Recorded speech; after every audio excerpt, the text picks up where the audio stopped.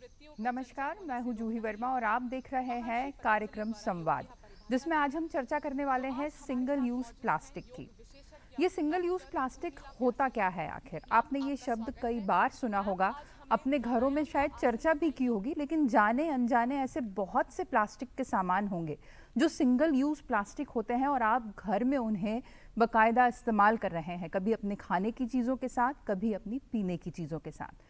तो आज हम इसी सिंगल यूज प्लास्टिक पर चर्चा करेंगे ताकि आप और बेहतर तरीके से उसे समझ सकें, उससे दूरी बना सकें और उससे सही तरीके से उसके निष्पादन के तरीकों को समझ सकें। इस पूरी प्रक्रिया को आपको समझाने के लिए आज हमारे साथ एक्सपर्ट के पैनल में मौजूद हैं ब्रिजेश शर्मा जी, जो क्षेत्रीय अधिकारी हैं एमपी प्रदूषण नियंत्रण बोर्ड के। आपका बहुत बहुत स्वागत है सर। साथ में है ऋषभ गुप्ता जी, जो नगर निगम में कंसल्टेंट हैं। आपका स्वागत है ऋषभ जी कार्यक्रम में। साथ में है ब्रजेश्वर नाथ जी, जो सार्थक एनजीओ से हैं। आपका स्वागत है ब्रजेश्वर नाथ जी। और उनके साथ हैं ज्योति खड़से, जो विकल्प एनजीओ से है। आपका स्वागत है ज्योति जी। और इसके साथ हमारे साथ बहुत सारे कुछ पर्यावरणविद भी मौजूद हैं, कुछ ऐसे लोग भी मौजूद हैं जो खुद वॉलेंटियर करते हैं, जिनके पास ऐसी कोई जिम्मेदारी या ड्यूटी नहीं है कि वो घर से निकले जाएं और लोगों को प्लास्टिक के लिए सजग करें कि उसका इस्तेमाल ना करें। फिर भी वो रोज़ घर से निकलते हैं, अपना समय बिताते हैं ऐसे मार्केट्स में जाके जहाँ पर बहुत ज़्यादा प्लास्टिक यूज़ होता है, और कोशिश करते हैं कि वहाँ पर प्लास्टिक का इस्तेमाल कम से कम हो सके, और उनकी कोशिशें सफल भी हुई हैं। साथ में कुछ ऐसे लोग भी हैं जो सिंगल यूज़ प्लास्टिक पर कुछ आम सवाल भी जानना चाहते हैं। सबसे पहले सर सवाल आपसे करना चाहूँगी Brajesh Sharma ji, single use plastic होता क्या है और कितना प्रदूषण इससे फैलता है? आम भाषा में आम लोगों को कैसे समझाया जा सकता है ये? जैसे कि इसका नाम है सिंगल यूज़ प्लास्टिक, तो ये जो है EI plastic waste management rule 2016 में सरकार ने केंद्रीय सरकार ने इसको पब्लिश किया था, और सिंगल यूज़ प्लास्टिक को 1 जुलाई 2022 से पूर्णतः प्रतिबंधित करने का भी आदेश उसमें था।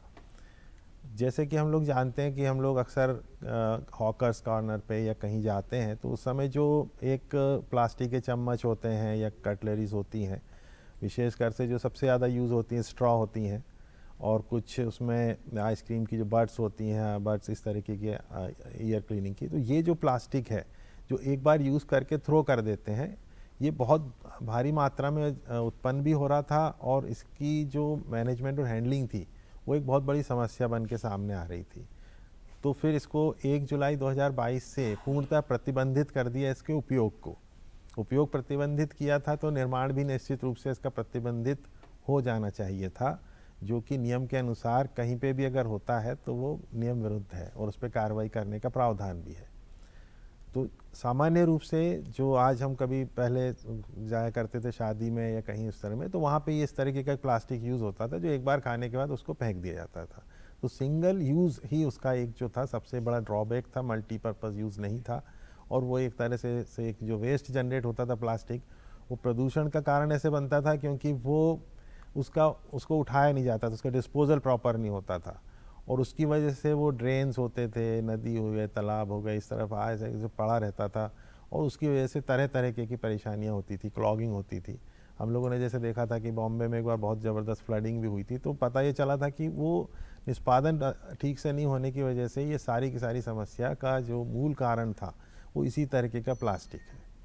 तो ये एक जो हमारे सामने तस्वीर निकल के आई थी, सिंगल यूज़ प्लास्टिक को एक सूचीबद्ध कर दिया गया था सरकार की तरफ से पूरी तरह से, और वो जनता के बीच में भी जन जागृति के माध्यम से किया था कि इसके उपयोग को कम से कम मतलब ख़त्म ही कर दिया जाए, जिस तरह से इसमें इसके दुष्परिणाम है।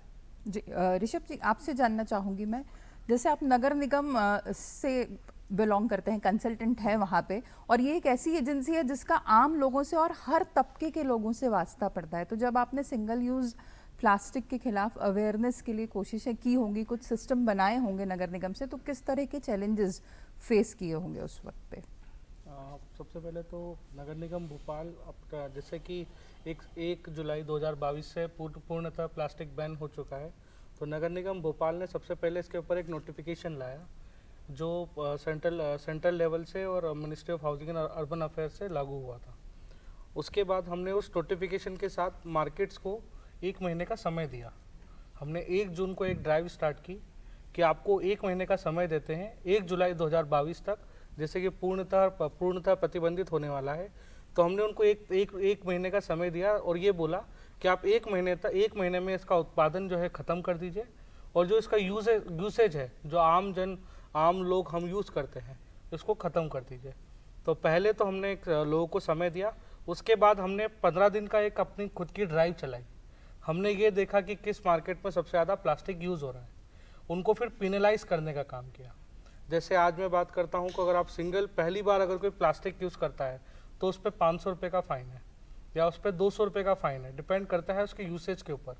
और इस पे साथ में क्या है, हम पर केजी फ़ाइन करते हैं। जैसे आप यूज़ कर रहे हैं आपके ऊपर फ़ाइन है, पर अगर कोई बेच रहा है तो उस पर पर केजी फ़ाइन है, पर केजी 1000 रुपये का फ़ाइन लिया जाता है। तो हमने ऐसे पिनलाइज करके सिस्टम को एक ब्रेक इवन पे लाने की कोशिश की है। और नगर निगम आज भी, जैसे आप मार्केट में जाइए तो एक आम जन की एक वो है कि प्लास्टिक इजीली अवेलेबल है। आप किसी भी बड़े बड़े मार्केट में चले जाइए, भोपाल में बहुत सारे बड़े मार्केट्स हैं, आपको प्लास्टिक की क्वांटिटी मिलेगी, बट उतनी क्वांटिटी नहीं मिलेगी जो आज से 1 साल पहले या आज से 1.5 साल पहले मिलती थी। तो वो जो एक 100 से हम 50 तक आए हैं, या जो पहले 100 किलो मिलता था आज हम 50 किलो आए हैं, तो उसका सबसे महत्वपूर्ण कारण है कि फ़ाइन। अगर आपके यहाँ 2 किलो प्लास्टिक मिला तो आपके 2000 रुपये चले गए। एक नॉर्मल, अगर मैं शॉप की बात करूँ तो 2000 रुपये तो उसकी एक नॉर्मल आय होती है, तो आज के आपका एक दिन पूरा खत्म हो गया। तो ये पिनलाइज करने से क्या हुआ कि अपने आप में एक वो हुआ, लोगों को जागरूक हुए कि हमको रखना ही नहीं है, जिससे हमारी आज की आमदनी चली गई। अब मान लीजिए किराने की दुकान है, आपको 1 किलो दाल लेना है, 1 किलो चावल लेना है और 1 किलो शक्कर लेना है। अब आप अगर ऐसे यूज़ करेंगे तो उसको 3 अलग अलग पॉलीथीन लगेगी। अब उसका अगर दिन में पॉलीथीन का उपयोग ही दिन में 4 किलो है, और हमने मान लीजिए उसमें से 4 किलो जब्ती कर ली, तो 4,000 रुपये उसको फ़ाइन हो गया। 4,000 रुपये जब उसको फ़ाइन हो गया तो उसकी दिन भर की कमाई पूरी खत्म हो गई। इसमें साथ साथ पहली बार फ़ाइन करने का प्रोविज़न है, इसके साथ अगर 3 बार से ज़्यादा अगर रिपीट ऑफेंडर हो जाते हैं तो उसको हम कोर्ट में चालान पुटअप कर देते हैं, फिर वो कोर्ट केस लड़ेगा। तो इससे क्या होगा कि इंसान इंडिया में, मतलब एक भारत देश में एक वो है कि इंसान कोर्ट नहीं जाना चाहता, तो एक वो भी प्रोविज़न के अंदर रखा गया है कि अगर आप बार बार जब समझाने के बाद कोई चीज़ नहीं रोक रहे हैं या कम कर पा रहे हैं, तो हम उसको कोर्ट में चालान पुटअप कर देते हैं और फिर वो अपनी कानूनी लड़ाई लड़ता है। इसके साथ साथ अगर कोर्ट से वो हो जाता है कि वो, अगर कोर्ट उसको मान लेती है कि वो दोषी है, तो उस पर डायरेक्ट 25,000 रुपये का फ़ाइन होता है। जहाँ वो 1,000, 2,000 और 4,000 की बात कर रहे थे, वहाँ पर पहला फ़ाइन ही 25,000 रुपये का हो जाता है। तो जब आर्थिक नुकसान से डायरेक्टली रिलेटेड हो जाती है ना ये चीज़, तो हम अपने आप में जागरूक हो जाते हैं कि 25,000 रुपये तो शायद किसी दुकान वाले की या किसी उसकी मंथली इनकम हो जाती है, तो मेरी तो पूरी महीने भर की कमाई चली गई। साथ में अगर मैं कोर्ट में गया तो मेरा समय भी गया, उसकी कमाई अलग गई। तो जब हम इसको कमाई से डायरेक्ट रिलेट करते हैं ना, तो हमारे ऊपर ज़्यादा फ़ायदा पड़ता है। और नगर निगम भोपाल ने यही किया है, इसको कमाई से डायरेक्ट जोड़ा है ताकि उनको डायरेक्टली फ़र्क पड़े। जी, ब्रिजेश्वर नाथ जी, मैं आपसे जानना चाहूँगी, जैसे सरकारी एजेंसीज के बाद एक बड़ी भूमिका अदा करते हैं एनजीओज, जो लोगों के बीच होते हैं, जिनके ज़्यादा हाथ होते हैं, आम लोगों तक ज़्यादा पहुंच होती है। तो आप लोगों को क्या चैलेंजेस फेस करने पड़े लोगों को ये समझाने के लिए कि उन्हें प्लास्टिक नहीं यूज़ करना है, प्लास्टिक का कचरा अलग करना है? कितनी परेशानियाँ, कितना समय इसमें लगा? एक्चुअली हमारी संस्था सार्थक जो है करीब पिछले 16 साल से इस फील्ड में काम कर रही है। जब शुरू में हमने शुरू किया था तो नगर निगम के 5 वार्ड से हमने शुरू किया था, और BHEL कॉलोनी में 5 वार्ड से हमने शुरू किया था। और लोगों में ये जागरूकता फैलाने के लिए तो पहले तो कोई तैयार ही नहीं होता था कचरा देने के लिए, तो हम लोग को हाथ जोड़कर गिड़गिड़ाना पड़ता था कि नहीं आप हमें कचरा दीजिए, और हम उनसे कोई चार्ज भी नहीं करते थे। बाद में धीरे धीरे जब लोगों की आदत में शुमार हो गया कि हाँ लोगों को कचरा देना है, डिस्पोज करना है, हम लोग हमारा कलेक्शन का जो मैकेनिज्म था, जब लोग उससे जुड़ गए तो फिर धीरे धीरे ये एक प्रणाली आगे चली। तो हम नगर निगम के साथ हमने पार्टनरशिप में सहयोगी संस्था के रूप में हम काम कर रहे हैं, और ये एक बहुत ही बेहद चैलेंजिंग काम है। इतना आसान नहीं है कि आपने लोगों को रिक्रूट कर लिया और लोग आपके लिए वो काम कर रहे हैं। बेसिकली हम लोगों ने जो किया था कि रैक पिकर्स को हम लोगों ने शुरू किया था क्योंकि कचरा आम आदमी तो कोई छूने भी नहीं जाएगा, देखने भी नहीं जाएगा, लोग तो नाक पे रुमाल रख के चले जाते हैं कि इतनी बदबू आती है। तो हम लोगों ने रैक पिकर्स को अपने साथ एनरोल करना शुरू किया, उनको हमने ट्रेनिंग दी कि कैसे कचरा कलेक्ट करना है, सेग्रीगेट करना है, और उनके साथ में हमने उनको नगर निगम से जोड़ा।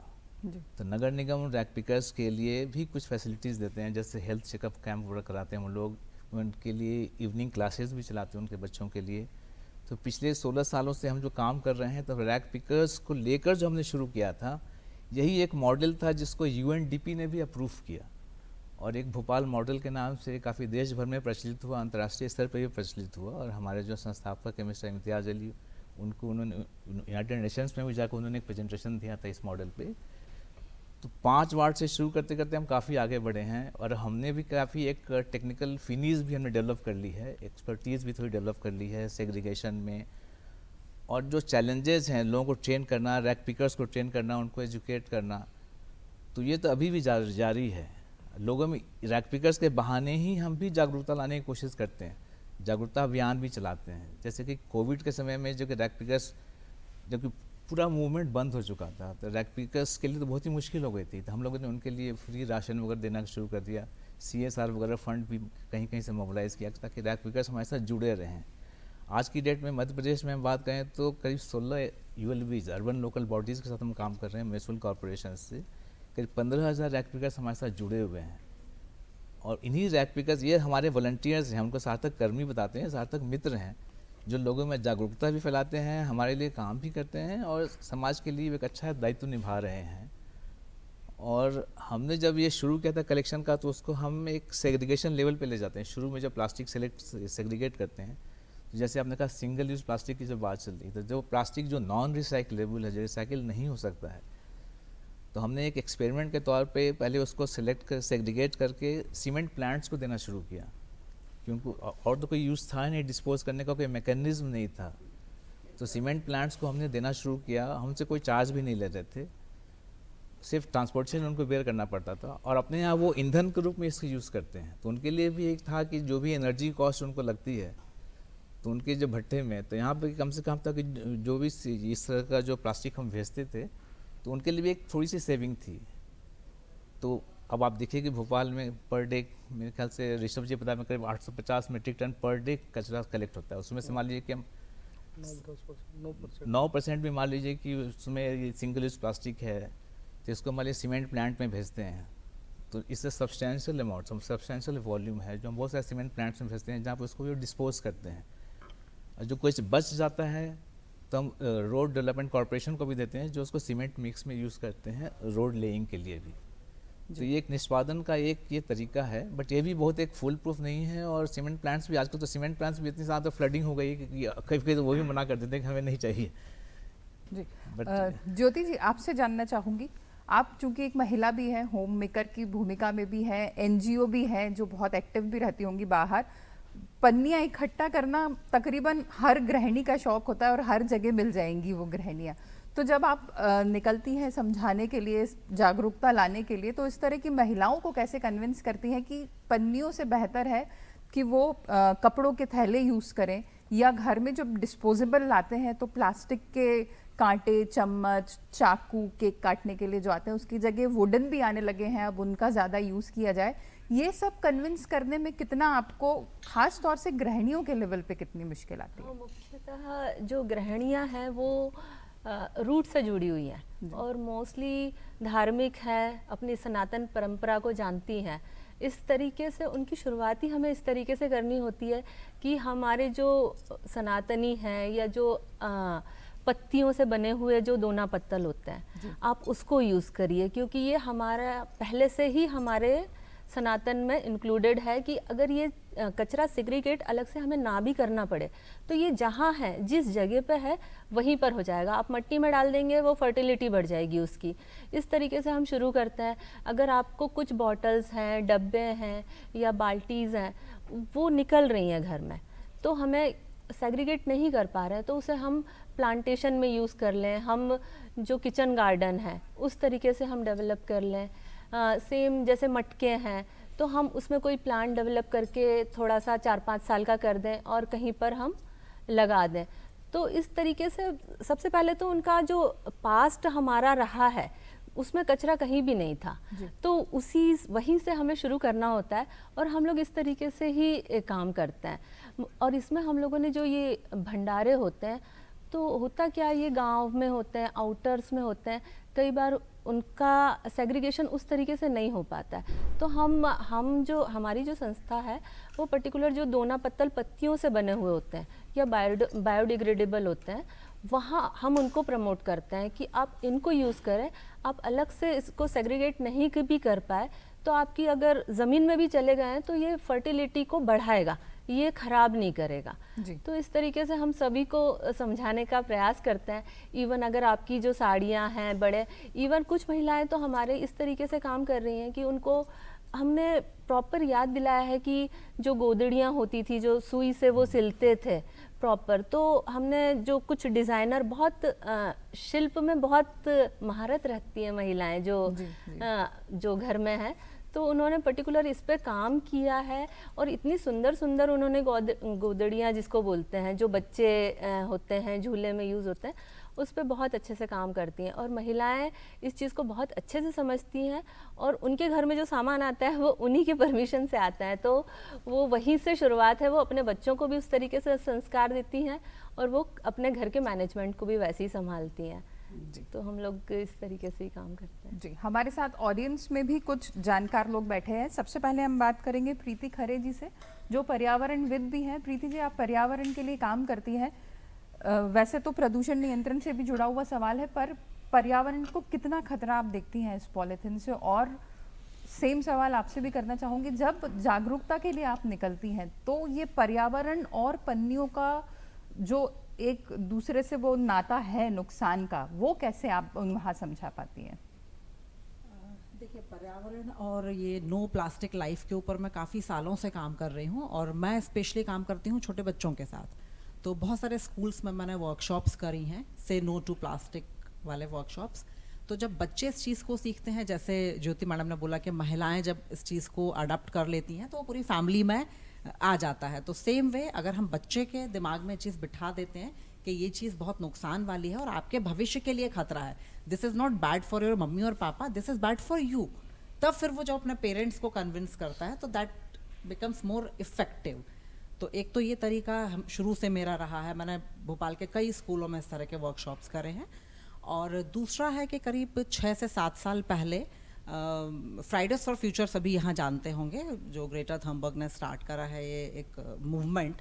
तो 6 से 7 साल पहले मैं और मेरा बेटा वल्लभ भवन के सामने हर शुक्रवार को, हर फ्राइडे को कुछ प्लकार्ड्स लेकर हम लोग खड़े होते थे, जिसमें हम लोग के स्लोगन्स लिखे होते थे कि there is no planet B, stop the tap of plastic, और काफ़ी तरह के।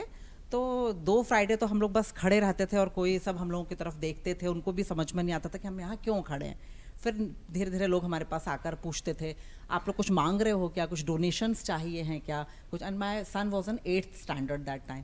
फिर हम लोग को खुशी हुई कि एटलीस्ट लोग हमारे पास आना तो शुरू हुए।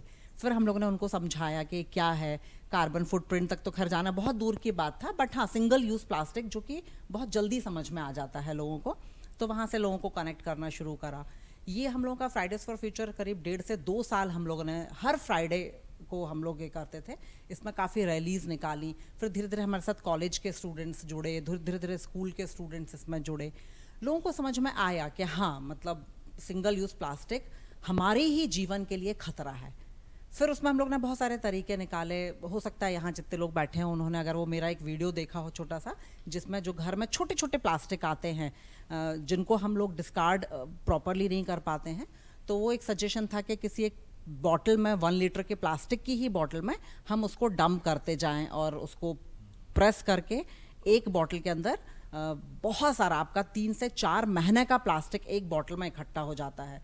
और अगर हम नगर निगम की गाड़ी को वो एक प्लास्टिक का बॉटल कंप्लीट देते हैं जिसमें हमारा 4 महीने का प्लास्टिक, छोटा छोटा प्लास्टिक होता है, जिसमें जैसे आपके घर में छोटी पन्नियों में कुछ आया, कुछ पैक दालें आ रही हैं, कुछ ऐसा रहा, तो स्क्वीज़ करके हम लोग उसमें बहुत अच्छे से टाइटली उसको पैक कर सकते हैं और वो हम देते हैं। तो नगर निगम को भी बहुत ईजी हो जाता है कि 4 महीने का प्लास्टिक एक बॉटल में आ गया। तो इवन ये वाला मेरा वीडियो आनंद महिंद्रा जी ने भी अपने ट्वीट पर रीट्वीट करा था, I was happy for that. तो उसके बाद वो काफ़ी हुआ और वो आइडिया बहुत लोगों ने अडॉप्ट करा, और उसके बाद मैंने देखा कि ये वाला आइडिया पहले से भी बहुत लोग कर रहे हैं, अडॉप्ट कर रहे हैं और चल रहा है ये। फिर थोड़ी थोड़ी उसमें मुश्किलें आने लगी, चूंकि उसमें हम लोग कुछ गंदा प्लास्टिक नहीं डाल सकते थे, मतलब जैसे दूध की पन्नियाँ नहीं डाल सकते थे, क्योंकि फिर गैस डेवलप होती है तो ब्लास्ट करने का डर रहता है। उसमें हमेशा सूखी पन्नियाँ डालनी होती हैं। तो इस तरह के आइडियाज़ निकल कर आते थे, हम लोग जगह जगह वर्कशॉप्स करते थे। फिर स्लम एरियाज़ में हम लोग सूखा गीला कचरा को लेकर हम लोग ने साथ में भी बहुत काम करा है, रुचिका और हम सब लोगों ने। तो जब ये सब चीज़ें सिखाते हैं तो लोग सीखते भी हैं, उसका रिजल्ट दिख भी रहा है मार्केट में, समाज में, सिटी में, शहर में, सब जगह। लेकिन जितना हम लोग उसमें जितना मतलब करना चाह रहे हैं उतना इफेक्टिवली और उतना फास्ट रिजल्ट नहीं आ रहा है, ये थोड़ी सी दुख की बात है। तो but still we are keep on doing all these things. छोटे छोटे आइडियाज़ होते हैं, जब साथ में करने लगो तो अपने आप आते हैं वो ideas. But my like suggestion is कि हाँ, बच्चों के साथ काम करने में हमारी जो थॉट प्रोसेस है वो ज़्यादा जल्दी स्प्रेड होती है। जी, हमारे साथ में है रुचिका सचदेवा जी, अल्पना गुप्ता जी और समता अग्रवाल जी, जो वॉलेंटियर करती हैं खुद और लोगों को जागरूक भी करती हैं सिंगल यूज़ प्लास्टिक के खिलाफ। तो आपसे जानना चाहूँगी किस तरीके से आप ये काम करते हैं और किन किन एरियाज़ में आपने सबसे पहले ये काम शुरू किया? हाँ जी, हम लोग नॉर्मली सिंगल यूज़ प्लास्टिक और स्पेशली पन्नियों के बारे में काम करते हैं, क्योंकि बहुत सारे पॉलीथीन पे हमारा जोर नहीं होता है कि जैसे मैगी का पैकेट है तो वो हमें पन्नी के साथ ही लेना पड़ेगा, उसका हम कुछ नहीं कर सकते हैं। लेकिन नॉर्मली जो हम हाट बाज़ार में जा रहे हैं वहाँ पे हमारे पास चॉइस होती है कि हम वो पन्नी ना लें। तो हम लोगों ने सोचा कि उसी पे काम करा जाए और वहाँ पे इफ़ेक्टिवली हम लोग इवन नंबरिंग तक के हम कर सकते हैं कि हमने इतनी पन्नियाँ नहीं यूज़ करी। फॉर एग्ज़ाम्पल हम लोग बिटन मार्केट हाट में काम करते हैं और वहाँ पे हर हाट में कम से कम 20,000 पन्नियाँ इस्तेमाल होती थी। तो एक हाट में, और हफ्ते में 3 हाट लग रहे हैं और महीने के अंदर आप सोचिए 10 से 15 भी हाट लग रहे हैं, तो उस हिसाब से 1,00,000 1,50,000 पन्नियाँ आपकी एक महीने में उठ रही हैं। तो उसको कम करने के लिए मैं और मेरी फ्रेंड्स ने, हम लोगों ने शुरू करा, और एक एक इंसान को, चाहे वो दुकानदार है चाहे वो ग्राहक है, वहाँ हम हर वो 2 घंटे वहाँ पे जाके और वहाँ एक एक को समझाते थे कि आप बदलो, आप दूसरे से एक्सपेक्ट मत करो कि वो बदले, और आप अपना, और हम लोग विकल्प के साथ में गए, क्योंकि प्रॉब्लम तो सबको पता है लेकिन सोल्यूशन क्या है वो किसी को नहीं पता। और ये इतनी सारी पन्नियाँ क्यों इस्तेमाल होती है, क्योंकि वहाँ पे क्या होता है कि बड़ा थैला तो हम लेके आ रहे हैं, लेकिन हमारी सब्जियों को अलग अलग करने के लिए आपको टमाटर अलग चाहिए, आपको भिंडी अलग चाहिए, मटर अलग चाहिए, तो उसको अलग अलग करने के लिए एक इंसान कम से कम 10 या 15 पन्नियाँ अपने उस बड़े थैले में डाल लेता है और बोलता है मैं तो कपड़े का थैला लेकर आया हूँ। लेकिन उस कपड़े के थैले को आप सिर्फ कैरी करने के लिए यूज़ कर रहे हैं, 20 पन्नियाँ तो आप ऑलरेडी ले चुके हैं। और बीच में बहुत सारे विकल्प आए थे कि आप वो सेग्रीगेट करने वाला थैला लीजिए या, लेकिन वो प्रैक्टिकली वो सक्सेसफुल नहीं है, क्योंकि वो इतना भारी हो जाता है कि आप अपनी बार बार सब्जी के लिए वो आगे नहीं कर सकते हैं।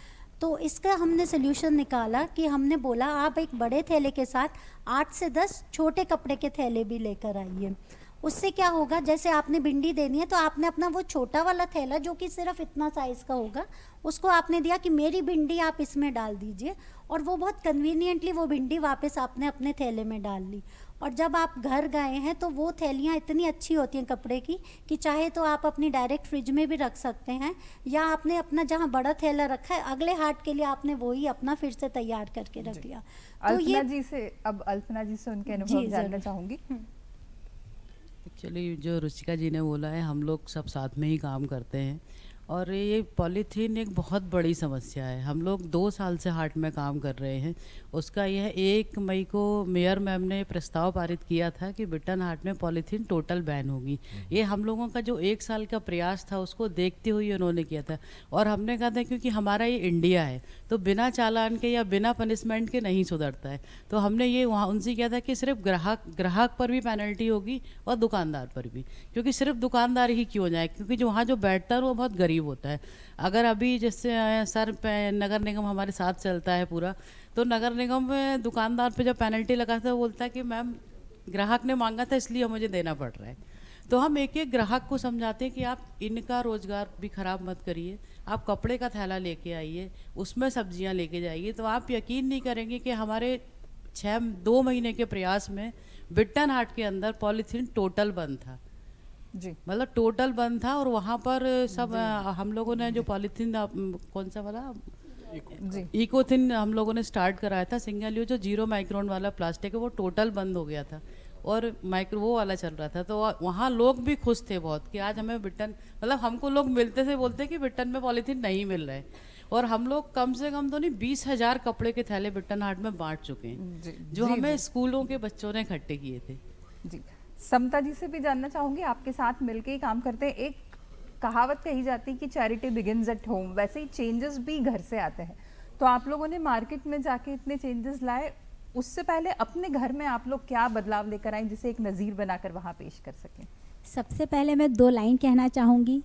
जिस धरती पर जीवन सुमन खिला, जिस धरती पर जीवन सुमन खिला, उस धरती को पॉलीथीन मुक्त बनाना है। फिर क्यों ढूंढूं मैं स्वर्ग कहीं, इस धरती को स्वर्ग बनाना है। तो जी बढ़िया। हमने ये कोशिश की कि पहले जो हम 8 से 10 थैले लेके आने का बोल रहे हैं, उसमें हम तीनों ने घर पे अपने घरों पे सब्जियां रख के देखी कि जब हम टमाटर एक पॉलीथीन में रखते हैं और एक कपड़े के थैले में रखते हैं, तो कौन सा टमाटर ज़्यादा सरवाइव करता है, कपड़े के थैले वाला, क्योंकि वो हम पतले पतले कपड़ों के थैलों से कपड़ों से बनवा रहे थे, वो छोटे छोटे थैले। दूसरी बात कि हमें जब सब्जियां हमारी धनिया मिर्ची अदरक आप कुछ भी घर पे रख के देखिए, कपड़े में रखी हुई चीज़ हमेशा अच्छी रहेगी, स्वस्थ रहेगी। और पेरेंट्स को ये समझाना कि आज आपको धरती में पानी हवा सब मिल रहा है, लेकिन अगर आप पॉलीथीन का इसी तरह उपयोग करते रहे तो आगे की लाइफ में ना आपको स्वच्छ हवा मिलेगी ना पानी मिलेगा।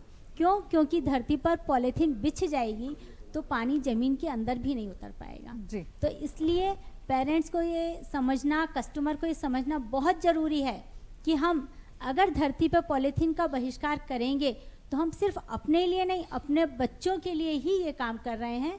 और मुझे उम्मीद है कि आज का ये शो देखने के बाद बहुत सारे लोग होंगे जो पॉलीथीन का बहिष्कार करेंगे। जी एक सवाल मैं ब्रिजेश शर्मा जी से करना चाहूँगी। सर, केंद्रीय प्रदूषण नियंत्रण बोर्ड की रिपोर्ट थी संभवतः पिछले साल की कि भारत में 2.4 lakh ton single plastic waste हर साल पैदा होता है। हम एक आम आदमी को कैसे ये समझा सकते हैं कि ये कितना घातक है? कुछ डिजिट्स जहाँ से मैंने रिपोर्ट पढ़ी तो मिसप्रिंट थी, तो उसमें 18 ग्राम पर डे पर पर्सन का था। मेरे ख्याल में वो ज़्यादा ही होना चाहिए।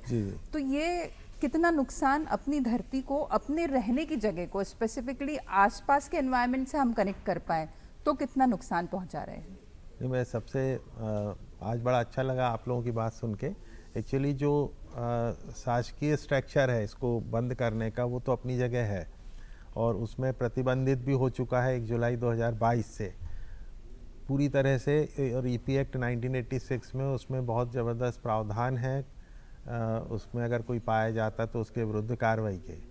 लेकिन इसके बावजूद भी जैसे बातचीत से समझ में आता है और हम लोगों के पास भी खबर आती है कि मौजूद है और काफ़ी मात्रा में बिकता भी है। तो यहाँ पे 2 पहलू बहुत इम्पॉर्टेंट है। जैसे आपने बताया कि 18 ग्राम या 15 ग्राम या जो भी निकल रहा है, मूल रूप से एक जो इकोनॉमिक साइकिल है हमारी, क्योंकि वो सस्ता पड़ता है एक तरह से, तो और फ्री में दे देते हैं, एक वो पार्ट है। सुगमता से मिल जाता है दूसरा पार्ट। जो पब्लिक अवेयरनेस है एक सबसे बड़ा इसमें पार्ट, वो है जो आप लोग जाके वहाँ कर रहे हैं और उसका आपने परिणाम भी देखा है, हम लोगों ने भी देखा है। मेरे ख्याल से 4था प्रोग्राम होगा दूरदर्शन के साथ में। इतने वर्षों में हमने उसको देखा है कि जन जागृति ही एकमात्र ऐसा इसका सॉल्यूशन है। क्योंकि यदि हम खरीदेंगे नहीं, हम बहिष्कार करेंगे तो बनेगा भी नहीं, उसके पास रखा रहेगा। चूँकि वो बिकता है, वो चूँकि वापस मार्केट में है, सबको प्रॉफिट भी मिल रहा है, तो लोग रिस्क लेते हैं। और हमारे लिए आज यही सबसे बड़ी बात है कि उसके घातक परिणामों को समझना एक तरह से देखने में भी आ चुका है बहुत सारी जगहों पे। पहले गाय वगैरह खा लेती थी, उसका बहुत ज़्यादा प्रचार जब हुआ तो धीरे धीरे सफाई के तौर पे अब वो नहीं दिखता है, जगह जगह इकट्ठा होता था पहले, अब वो नहीं दिखता, डोर टू डोर कलेक्शन हो गया।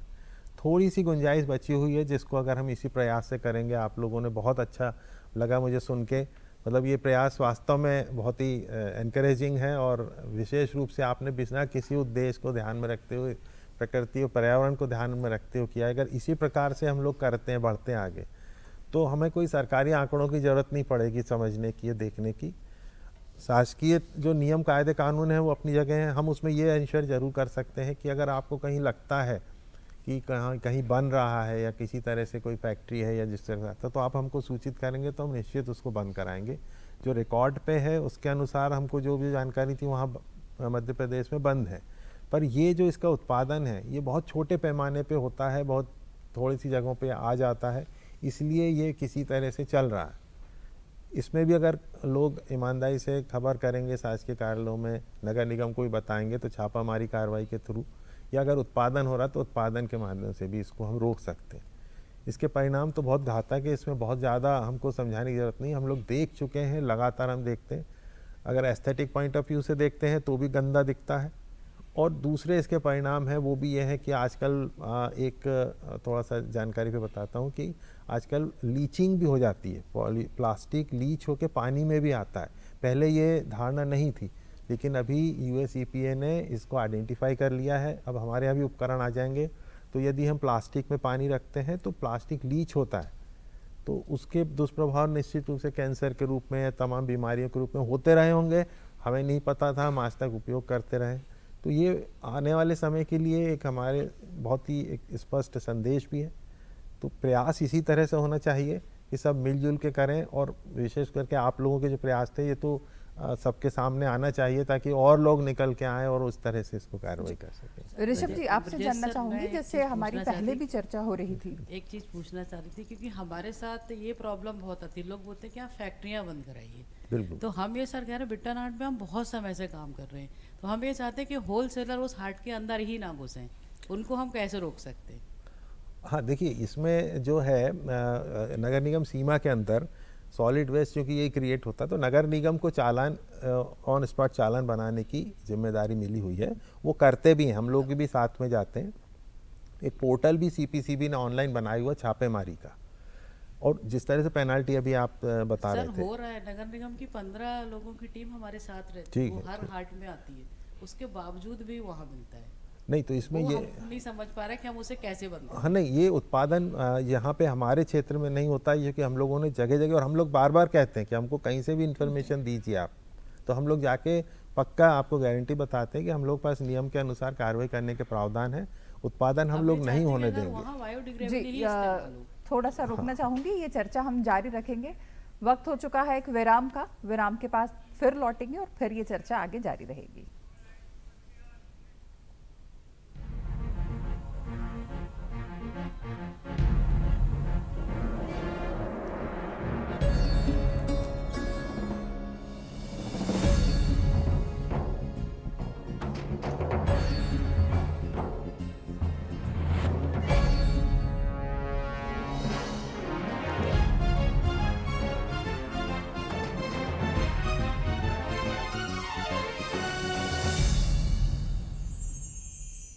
एक बार फिर स्वागत है आपका कार्यक्रम संवाद में, जिसमें हम चर्चा कर रहे हैं सिंगल यूज प्लास्टिक के नुकसान पर। ऋषभ जी, आपसे चर्चा आगे कंटिन्यू करना चाहूँगी।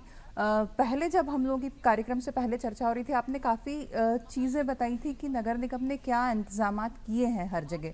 आप चाहे सिंगल यूज प्लास्टिक के पानी से बचना चाहें या कचरा ठीक तरीके से निष्पादन करना चाहें, तो वो दर्शकों को बताएं, ताकि जब वो कहीं जाए तो सिंगल यूज प्लास्टिक की जगह उस विकल्प को भी तलाश कर सकें। जी, तो मैं बताना चाहूँगा, नगर निगम भोपाल ने ही सबसे पहले CYOB carry your on bag का प्रोग्राम स्टार्ट किया था। तब कोई भी नगर निगम, इवन सेंट्रल लेवल से ये प्रोग्राम नहीं आया था। नगर निगम भोपाल का ही ये इनिशिएटिव था कि वो कैरी योर ऑन बैग, आप अपना झोला साथ लेकर चलें। उसके बाद फिर जैसे मैम ने बताया कि विस्तृत कर दिया गया कि आप एक बड़ा झोला तो ले जाते हैं, पर आपके अंदर के झोले की एक समस्या है। तो जैसे कि नगर निगम भोपाल ने अपने यहाँ 4 समाधान केंद्र इस्टेब्लिश किए हैं। एक जो है बिट्टन मार्केट में है, एक जो है वो 10 नंबर मार्केट में है, एक जो है वो बोट क्लब में है, और एक जो है वो 10 नंबर मार्केट में दूसरी वाली साइड, मतलब 10 नंबर मार्केट में 2 है। तो आप जब ये देखेंगे तो कैरी योर ऑन बैग के साथ ही आप अपना कोई सा भी फटे या पुराने कपड़े उनको दीजिए, वहाँ पर नगर निगम ने हर सेंटर पर एक महिला नगर निगम के साथ इम्पैनल है, वो आपको उसी कपड़े के साथ थैला सिल के वापस दे देंगी। अगर आप चाहें तो वहाँ से परचेज भी कर सकते हैं, अगर आप चाहें तो वहाँ से 10 रुपये में परचेज भी कर सकते हैं। अगर आप चाहें तो आप अपने सिर्फ कपड़े दे दीजिए, वो आपसे ना सिलने का चार्ज लेगी ना आपसे कोई चार्ज लेगी, वो आपको उसी कपड़े का या दूसरे कपड़े का थैला आपको रिटर्न में दे देगी। तो it's a by back policy, जहाँ आपको पैसा नहीं लग रहा है, आपको सिर्फ पुराने कपड़े देने हैं। आप चाहे तो आप सिर्फ वो गंदे नहीं होने चाहिए, सिर्फ ओनली चांस कि वो गंदे नहीं होने चाहिए, जिससे हमको बनाने में दिक्कत ना हो, कि अगले बंदे को यूज़ करने में वो दिक्कत ना आए। तो ये एक सबसे बड़ी टेक्निक है जो नगर निगम प्लास्टिक, सिर्फ सिंगल यूज़ प्लास्टिक से बचने के लिए कर रहा है। दूसरी मैं और बात करूँगा आपके पत्तल के जो धोने की बात है। हमारे सिंगल यूज़ प्लास्टिक का सबसे बड़ा कारण, जो आपने अपने पिछले वक्तव्य में मैडम से भी पूछा था ज्योति जी से, कि स्ट्रॉ के बारे में बात कीजिए या नाइफ के बारे में बात करते हैं, या हम पत्तल की बात करते हैं या दोने की बात करते हैं। अब जैसे हम जब पुराने समय की बात जाते तो हमारे यहाँ सिर्फ आपको पता होगा खाकरे के पत्तल चलती थी और खाकरे के ही दोने चलते थे। अब उससे एक मॉडर्नाइज वे आ गया है। अब हम खाकरे की पत्तल, क्योंकि खाकरा इज़ वेरी लिमिटेड, हम उसको यूज़ कर पाना बड़ा मुश्किल है। तो अब नगर निगम के साथ 2 संस्था इम्पैनल है, और वो क्या करती है, वो आपका जो शुगर केन हस्क होता है, यानी कि आपका जो आपने गन्ने का जूस पिया, गन्ने के जूस के बाद जो कचरा बचा, जो किसी काम में नहीं आता, उस बचे हुए कचरे से वो दोने बनाते हैं। दैट इज़ बायोडिग्रेडेबल दोने। आपको कुछ भी नहीं करना है, और दैट इज़ इकोनॉमिक टू, मतलब उनकी जो इकोनॉमिक वैल्यू है या उनकी जो प्राइसिंग है वो इतनी ज़्यादा भी नहीं है। मान लीजिए आपको एक दोना 15 पैसे में पड़ता है, तो जो गन्ने के हस्क से बनाया हुआ दोना है वो 35 पैसे में पड़ता है। तो वो इतना इकोनॉमिकल नहीं है। जैसे मान लीजिए मैं एक 10 रुपये की कचौरी खा रहा हूँ बाजार में, अगर वो मुझे 15 पैसे का दोना दे सकता है, तो आई थिंक वो 20 पैसे मिला के 35 पैसे का भी एक दोना दे सकता है। तो वो किसी के लिए भी नुकसानदेह नहीं है। साथ में अब मैं इसकी बात करता हूँ, हम जब कंपैरिजन करते हैं तो हम परमानेंट सॉल्यूशन की तरफ जाते हैं। तो जब हम परमानेंट सॉल्यूशन की बात करते हैं, हम क्रॉकरी की बात करते हैं। जी। जैसे मैं आज एक बात करता हूँ कि मैं किसी शादी में गया, मैं एक बार चाहूंगी, बीच में हम दोने पत्तल की आपने बात की है, अभी ज्योति जी से बात करना चाहूंगी। दोने पत्तल के वितरण के लिए और दोने पत्तलों की जागरूकता लाने के लिए आपकी संस्था ने भी काफ़ी काम किया है। तो कितना आपने रिस्पांस देखा है कि लोग लेते हैं अब डिस्पोजेबल छोड़ के दोने पत्तल वो बने हुए? बहुत अच्छा रिस्पांस आया है। इवन जितने अभी जैसे गणपति जी बैठे हुए हैं, नव दुर्गा के समय हम पर्टिकुलर अप्रोच उन लोगों को करते हैं जो समिति के अध्यक्ष हैं या उस तरीके से, तो उनका सिर्फ वहाँ से क्वेश्चन हमें यही आता है कि मैडम ये मिलेंगे कहाँ, ये तो हमारे जगह पे मिलते ही नहीं है। फिर हमने कुछ मतलब जोन बनाए हुए हैं, और वहाँ पर महिलाएं अपने पास रखती हैं कुछ स्टॉक, कि अगर आप हमारे नियर बाय हैं तो आप हमसे ले लीजिए या हम आपको डिलीवर करा देते हैं। इस तरीके से हमने कुछ जोन के अकॉर्डिंग 4-5 जगह बनाए हुए हैं, और दूसरी मतलब हम प्रोवाइड करवा देते हैं उनको कि ये मिलेंगे कहाँ वाला क्वेश्चन नहीं रहता है, कि जहाँ पर जो है उनको वहाँ पर हम उपलब्ध करा देते हैं। जी, मतलब आपसे संपर्क किस तरीके से किया जा सकता है अगर कोई लेना चाहे तो? एक्चुअली इसमें हमें सोशल मीडिया ने बहुत साथ दिया है। हमने जस्ट जब हमारा शुरू हुआ था ये वाली मुहिम, तो हमने जस्ट एक क्लिक किया था, लेकिन वो क्लिक इतना ज़्यादा फास्ट गया कि पूरे भोपाल में या उससे भी ज़्यादा मंडीदीप या सीहोर या अब्दुल्लागंज, यहाँ तक के हमें फ़ोन प्रॉपर आ जाते थे। इससे बाहर तो हम डिलीवर नहीं करवा पाए उस समय, लेकिन प्रॉपर हमें मतलब था कि, और इसमें जो इवन बस वाले हैं उन लोगों ने हमें इतना सपोर्ट किया कि ये आपका है, हम फ्री में डिलीवर करा देंगे। इस तरीके से हमको सपोर्ट मिला, क्योंकि कॉस्टिंग कम रहेगी तो लोग बहुत अच्छे से उपयोग करेंगे। और सबका वहीं से क्वेश्चन यही था कि अब ये मार्केट में मिलते ही नहीं है, तो हमने जो ये चीज़ वापस लाए हैं कि ये मार्केट में है और इससे बहुत अच्छे ऑप्शन। कौन से सोशल मीडिया हैंडल्स हैं जहाँ पे संपर्क किया जा सकता है? मैम, हम लोगों का खुद का एक विकल्प तो चल ही रहा है, और इवन हमने इसको पर्टिकुलर एक एनजीओ से या एक पर्सन से कनेक्ट नहीं किया है। जो जहाँ पर है वो खुद एक अपने आप में वॉलंटियर का काम कर रहा है। इस तरीके से कि हमने बहुत सारे नंबर उसमें ऐड ऑन होते जाते हैं कि आप एरिया वाइज यहाँ पर आप कांटेक्ट कर लीजिए, बाकी हम लोगों से तो वो कांटेक्ट में आ जाते हैं। और मेन चीज़ है कि उन लोगों के पास ऑप्शन आया तो उन्होंने प्रॉपर उनको एक्सेप्ट किया। और दूसरा अब क्या है कि ये दोना पत्तल हम भंडारे और या बैठ के जो हैं, क्योंकि उसमें फ्लेक्सिबिलिटी बहुत ज़्यादा होती है, तो जो अरेका लीव्स है या सर ने जो बताया कि जो ये गन्ने का जो हस्क होता है उसको हम जो बफे है कि हम खड़े होकर या एक प्रॉपर छोटी पार्टी है उसमें भी हम प्रॉपर यूज़ कर पाते हैं। तो ये सारे ऑप्शन हम अवेयर कराते हैं इसमें। जी, कुछ और स्टूडेंट्स भी हमारे साथ मौजूद हैं जो सिंगल वेस्ट प्लास्टिक पे बात करना चाहते हैं। क्या सवाल है आपका, पूछिए। एज अ स्टूडेंट और हम घर पे भी देखते हैं कि जब हम कुछ भी सामान लेने जाते हैं या फिर स्टेशनरी पे जाते हैं, जो छोटे छोटे वेंडर्स और शॉपकीपर्स रहते हैं वो बहुत ज़्यादा प्लास्टिक का, पॉलीथीन का। आपका माइक ऑन कर लीजिए।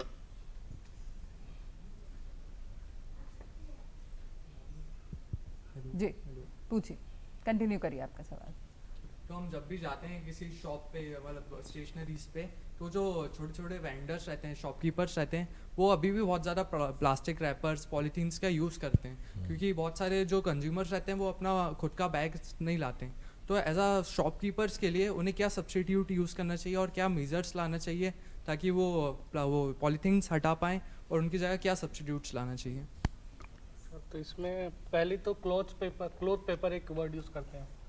क्लोथ पेपर का एक पॉली बैग आता है, मतलब इट्स अ पेपर, बट उसको बोलते क्लॉथ बैग है। तो आप वो यूज़ कर सकते हैं। चाहे तो आप इन पर्सन, अगर आपको ऐसा लगता है कि कोई बहुत ज़्यादा यूज़ कर रहा है तो उसको नगर निगम को बोलिए, नगर निगम उन पे आके चालान करेगा। बिकॉज जब मैंने शुरुआत में ये बात कही, जब किसी को नुकसान होता है, मैं आपके पास अगर 100 रुपये आपसे अगर आज 10 रुपये ले लूँगा तो आपको 90 रुपये का है वो फ़ायदा नहीं, आपको दिन भर दुखेगा नहीं। पर जब आपकी जेब से वो 10 रुपये जाएंगे ना तो आपको दिन भर दुखेगा कि यार मेरे 10 रुपये कोई ले गया। तो आप अगर ऐसा कोई लगता है तो ये यूज़ कर सकते हैं। साथ में अगर आप खुद एज एन पर्सन अगर आप खुद यूज़ करना चाहते हैं तो पहले खुद से अवेयर होइए और खुद से अपने घर से थैली ले जाना स्टार्ट कीजिए। इसीलिए जो हमारा कैंपेन था ना, हमने पब्लिक ओरिएंटेड रखा था या पब्लिक फोकस रखा था। कैरी योर ओन बैग, किसी पे कोई डिपेंडेंसी नहीं, मैं मेरा थैला खुद से लेके जाऊंगा और खुद से लेके चलता हूँ। तो एक आप में खुद में अपने आप पे कॉन्फिडेंस होना चाहिए। आपके पास जब थैला होगा तो आप उसको बोल सकेंगे। एक चीज़ वो होती है, जैसे मान लीजिए मेरे पास अगर कोई चीज़ है और अगर सामने वाला कोई यूज़ नहीं कर रहा तो आप बोलेंगे कि ये क्यों दे रहा भाई, मेरे पास व्यवस्था है, I have my bag, why are you providing me. तो ये आप खुद में कॉन्फिडेंस रखिए। और अभी आप मुझे लगता है आपकी एज काफ़ी यंग है, आप ज़्यादा से ज़्यादा लोगों को इंस्पायर कीजिए। मैं चाहूँगा कि आप कभी ऐसे कैंपेन्स में जुड़िए। जब आप ऐसे कैंपेन्स में जुड़ते हैं ना तो आपको एक ग्रुप मिलता है, और जब आप ग्रुप के साथ जब पब्लिसिटी करने जाएंगे तो आपको खुद में कॉन्फिडेंस होगा और ये आपके फ्यूचर के लिए काफ़ी अच्छा होगा। और ज़्यादा बेटर है आप खुद ही ऑप्शंस अपने साथ लेके चलें। मैं पर्सनली यही बोलूँगा कि खुद के ऑप्शन साथ लेके चलें, और अगर ऐसा कुछ है तो आप नगर निगम को रिपोर्ट कीजिए, वी विल फाइंड देम और पिनलाइज देम। ब्रजेश्वर नाथ जी, आपसे जानना चाहूँगी, जैसे बात हुई चाहे अनचाहे घर में पॉलीथीन पहुँच ही रही है, जो अवेयर नहीं है वो शॉपकीपर दे रहा है, घर में आ रही है। जैसे आपने बताया कचरा सेग्रीगेट करने के लिए आप लोगों ने रैक पिकर्स वगैरह भी रखे हैं, लेकिन आम लोग किस तरीके से उस प्रोसेस में भागीदार बन सकते हैं कि वो अपने लेवल पे ही वो सेग्रीगेशन करें तो वो नीचे तक वो चीज़ ज़्यादा आसानी से पहुँचे? घर में यदि हम गीला और सूखा कचरा हम अलग अलग रखना शुरू कर दें, 2 बिन्स रखें, उसमें अलग अलग गीला और कचरा सूखा रखें, और जैसे कि ग्रीन रिसाइकल्ड मटेरियल का यदि पॉलीथीन है उसको हम यूज़ करते हैं गीले के लिए, सूखे के लिए हम ब्लू यूज़ करते हैं, तो एक आदत में खुद शुमार हो जाएगा। और कलेक्शन के लिए जो आएगा, यदि वो खुद मना कर दे कि नहीं, यदि हम सेग्रीगेटेड नहीं लेंगे, आपने सेग्रीगेट नहीं किया है तो हम नहीं लेंगे, तो उससे लोगों पे भी इम्पैक्ट पड़ता है जी। जैसे कि अभी मैं पर्सनल एग्जांपल में दे रहा हूँ कि मेरी वाइफ अभी मुंबई में, हम लोग अभी हैं, वो बॉम्बे में अभी हैं, तो वहाँ पे कलेक्शन में ही वो खुद ब खुद सोसाइटी से ही मिल जाता है कि ग्रीन रिसाइकिल मटेरियल का पॉलीथीन और एक ब्लैक, मीनिंग ब्लू और एक ग्रीन, मीनिंग देयर बाई कि आप सेग्रीगेट घर पे ही कीजिए जी। और यदि सेग्रीगेशन घर पे नहीं होता है, कलेक्शन में ही सेग्रीगेशन नहीं है, तो म्यूनिसिपल कॉर्पोरेशन पेनलाइज करती है सोसाइटीज़ को। तो ये चीज़ें बहुत ज़रूरी है। घर में ही यदि हम सेग्रीगेट करके रखना शुरू कर दें, और जो कलेक्ट करने के लिए आते हैं, जो नगर निगम की गाड़ियाँ आती हैं, यदि मना करना शुरू करने के नहीं, आपने सेग्रीगेट नहीं किया तो हम नहीं कलेक्ट करेंगे, जी, तो एक हो सकता है कि एक पहल ऐसी हो कि लोगों में अवेयरनेस भी आएगी और लोग खुद ब खुद कोशिश करेंगे कि हम इस तरह से हमें करना है। ये शिक्षा जो है लोगों में तो है ही, बट लोगों में जब तक एक ऊपर से एक थोड़ा सा फोर्स नहीं आता है ना, तो लोग उसको इम्प्लीमेंट नहीं करते। तो मेरे ख्याल से वो काफ़ी आवश्यक है। जी, हमारे साथ इधर कुछ गृहिणियां भी हैं, अगर वो कुछ सवाल जानना चाहें या अपने अनुभव शेयर करना चाहें, किस तरीके से अपने घर में आप कचरा मैनेजमेंट करते हैं, बताना चाहें अपने अनुभव तो बता सकती हैं। बहुत संक्षेप में बताइएगा प्लीज़, ताकि सबको मौका मिल सके अपने अपने अनुभव शेयर करने का। और पीछे कुछ स्टूडेंट्स भी हैं जो सवाल पूछना चाहते हैं। Good afternoon sir and ma'am, मैं यूनिक कॉलेज से हूँ, वहाँ प्रोफेसर हूँ। मैं ये सिर्फ जानना चाह रही हूँ कि जैसे अभी हम लोग ये बात कर रहे हैं प्लास्टिक बैन करना है, ठीक है, ये बहुत अच्छी बात। अगर हम बैन कर दे रहे हैं, उसके बाद अगर हम कुछ उनको और सब्स्टिट्यूट्स दें उनका, जैसे कि हम फैक्ट्री लगा देते हैं ये पेपर बैग की, या पेपर बैग्स बनाने के लिए जो है स्मॉल स्केल्स पर जो इंडस्ट्रीज़ ओपन होती हैं, इसकी अगर हम बढ़त कर देते हैं तो ऑटोमेटिक ये प्लास्टिक जो है कम हो जाएगी मार्केट से। तो इसके लिए क्यों नहीं वर्क कर रहे हम लोग? हाँ, इसमें अगर जैसे अभी हम लोगों ने ऐसे रिप्लेसमेंट जो है इसके बायोडिग्रेडेबल, इसके लिए हम लोग करते हैं कि जिसको एनकरेज करने की बात है। बाकायदा ऐसे कुछ और होंगे तो आप बता सकते हैं। इकोथीन जैसे एक सॉल्यूशन है इसका। जी सर। आप अगर सिंगल यूज प्लास्टिक की अगर आप बात करें छोटे थैले की, तो उसका सब्स्टिट्यूट है इकोथीन। इकोथीन को हम इंसेंटिवाइज भी करते हैं। जैसे मान लीजिए अगर कोई अगर मार्केट इकोथीन 100% यूज़ कर रहा है, तो हम उसको इंसेंटिवाइज करते हैं, वहाँ कुछ डेवलपमेंट वर्क करा देते हैं। तो नगर निगम उनको डायरेक्टली पे नहीं कर सकता या डायरेक्टली उनको कुछ हेल्प नहीं कर सकता, बट वहाँ का कुछ मार्केट में अगर डेवलपमेंट कराना है तो वो काम नगर निगम एज एन इंसेंटिवाइज करता है। जी, एक सवाल इधर से आपका भी आ रहा है। सर, जिस तरह आपने बताया कि sugar cane husk is a substitute for the टोना और ऑल, तो क्या इस तरह का कोई सब्स्टिट्यूट लिक्विड सेगमेंट के लिए भी अवेलेबल हो सकता है? क्योंकि लिक्विड सेगमेंट इज समथिंग जहाँ पे सिंगल यूज प्लास्टिक बहुत ज़्यादा यूज़ हो रहा है एंड उसका इजी ऑल्टरनेटिव अवेलेबल नहीं है। Can you please specify liquid segment means? Liquid segment में water bottles, milk packets, oil packets. अच्छा, तो मैं आपको जिसमें लिक्विड सामान भर के आता है, आप ये पूछना चाह रहे हैं। फिलहाल तो एक आप अगर देखेंगे तो कुछ लिमिटेड सोसाइटीज में एक अगर आपको 1 लीटर अगर आपको दूध चाहिए तो वो आपके यहाँ ग्लास बॉटल में रख के चले जाता है। तो विच इज एन सॉल्यूशन। आप अगर प्लास्टिक अगर नहीं यूज करना चाहते तो glass is an alternate solution. अगर बट यही है कि वो कॉस्टली है और आपको उसको मैनेज करना पड़ेगा या आपको उसको बियर करना पड़ेगी कॉस्ट। सर, जैसा कि फार्मिंग सेक्टर में जो केमिकल के फर्टिलाइजर के लिए जो बॉटलें यूज होती है, उसको सर एक बार में यूज करके थ्रो कर देते हैं फार्मर में। सर उसके ऊपर से सर वो किस तरह से रुक जाए? उसमें देखो क्या है कि जो फर्टिलाइजर्स आते हैं या पेस्टिसाइड आते हैं, वो एक तो आजकल उसके रिप्लेसमेंट पे भी चल रहा है कि ऑर्गेनिक यूज़ होना चाहिए, पर अगर केमिकल यूज़ होता है तो स्पिलेज ना हो, ये हो तो उसके कंटेनर तो स्पेसिफाइड किए हुए IS कोड में कि इतने में ही भरना है, तो that can not be replace. अब आपका प्रश्न ये है कि वो फेंक देते हैं इधर उधर, तो डेफिनेटली ये एक बड़ा ज्वलंत समस्या है, क्योंकि ये आता है हैजार्डस वेस्ट में कवर होता है। ये जो खाली कंटेनर है, आपने देखा होगा नगर निगम के पीछे भी 2 छोटे डब्बे लगे रहते हैं, एक ई वेस्ट लिखा रहता है और एक हैजार्डस वेस्ट रहता है। हैजार्डस वेस्ट में आपको मॉस्किटो के जो आते हैं रिफिलर्स है ना, स्प्रेयर्स हैं, ये सारे हैजार्डस में आते हैं क्योंकि ये पॉइजनस होते हैं, इसको कहीं फेंक नहीं सकते, बस्ट भी हो जाते हैं ये जब कभी फर्नेस में जाते हैं।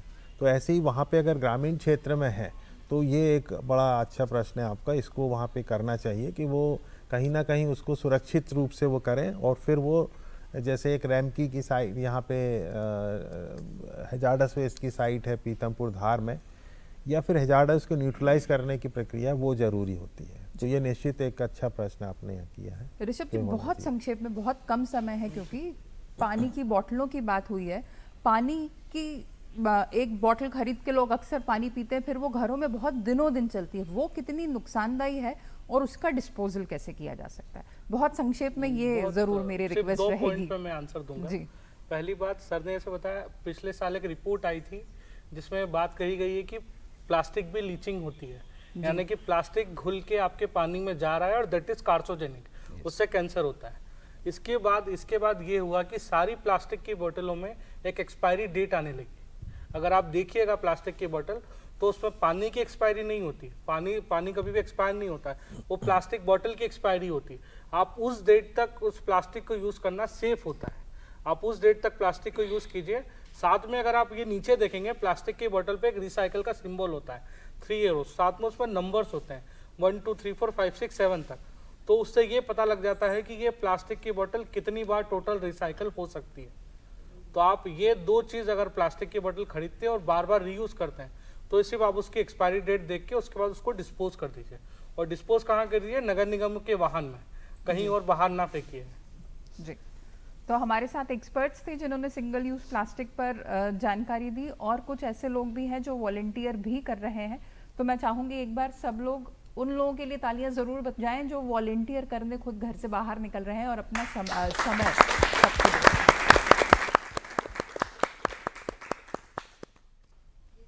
जी, तो अगली बार ध्यान रखें जब भी आप पानी की प्लास्टिक की बोतल खरीदें, प्लास्टिक के फॉक्स खरीदें या अलग अलग सामान अच्छे से रखने के लिए पन्नियों में लेकर आएँ, तो ये ज़रूर ध्यान रखें कि जो चीज़ें आप अपने कंफर्ट के लिए खरीद रहे हैं वो कहीं ना कहीं आपके घर की सेहत पर भारी पड़ रही है। और सिंगल यूज़ प्लास्टिक में सिर्फ पॉलीथीन नहीं आती, और भी बहुत सी चीज़ें आती हैं जिनकी जानकारी आप सरकारी एजेंसीज़ की वेबसाइट पर जाकर या संबंधित एजेंसीज से ले सकते हैं। तो ये जानकारी ज़रूर लीजिए, उनको ठीक तरीके से निष्पादन का तरीका ज़रूर समझिए ताकि आप खुद के लिए और अपने बच्चों के लिए एक सेहतमंद भविष्य गढ़ सकें।